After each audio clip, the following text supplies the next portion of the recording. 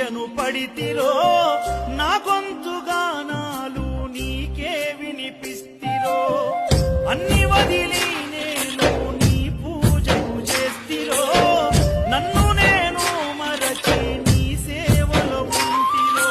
భక్తితోని భజన చేస్తూ బయలుదేరితి శక్తినిచ్చి నన్ను నడిపించు శబరికి